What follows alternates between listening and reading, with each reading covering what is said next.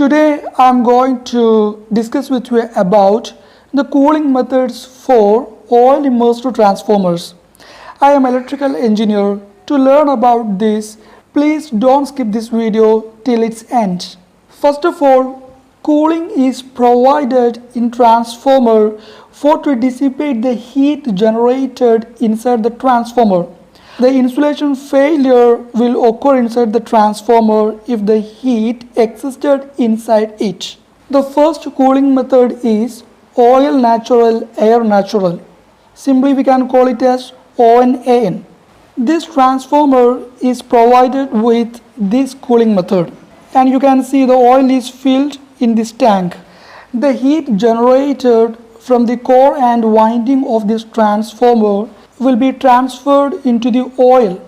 This heated oil rises up and it will move towards the radiator. And inside the radiator, this heated oil will cool down due to the flow of air from outside. It is natural air. And this cooled oil will again come towards this tank, and this process continues. The radiators are placed on both sides of this transformer, and the flow of the oil is on this direction. See, on both of the sides.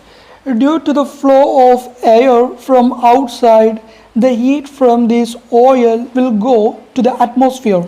This type of cooling method is placed in transformer which capacity is less than or equal to 30 MVA. The second cooling method is oil natural air forced ONAF. This transformer is provided with this cooling method. It is the same figure as previous, except the fans are provided here. Here the cooling has been done as previous, but the cooling is improved by using these fans. Here the air is continuously blows on the radiator. That's why we call it as air forced. It is external setup. But the oil is natural, means there is no any external force is used to rotate this oil through the radiator. And here the fans are automatically on when the temperature of the oil exceeded the preset value. We use this cooling method if the transformer's capacity is greater than 30 MVA or less than or equal to 60 MVA. The third cooling method is oil forced air forced. We can call it as OFAF. In this setup, we use a pump to circulate the oil from the tank of the transformer to the external heat exchanger.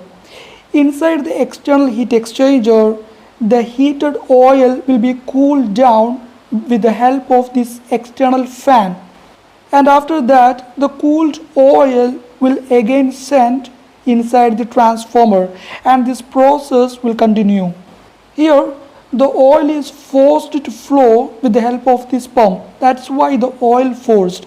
And here also, the air is forced with the help of this fan. That is why the air forced. We use generally this cooling method for the transformers which capacity is greater than 60 MVA, and mainly it is used in substations and power stations. The fourth cooling method is oil forced water forced OFWF. In this method also we will use the same setup as the third method, but only a difference. Here, instead of the fan, we use the cooled water for the exchange of the heat. Here, the heated oil reaches the external heat exchanger with the help of this pump, and here the oil will cool down with the help of the cooled water. And after cooling down, the oil will again send towards the tank of the transformer. Here, the heat from the oil transferred to the cooled water, and the water will become heated. This heated water taken outside to the coolers. From the cooler, this water will be cooled down, and again the cooled water will come inside the external heat exchanger, and this process continues. Generally, we use this cooling method for the transformers which capacity is greater than 100 MVA.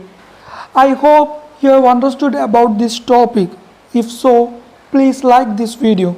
If you want to get more videos with lot of information like this, please consider to subscribe my YouTube channel. Thanks for watching.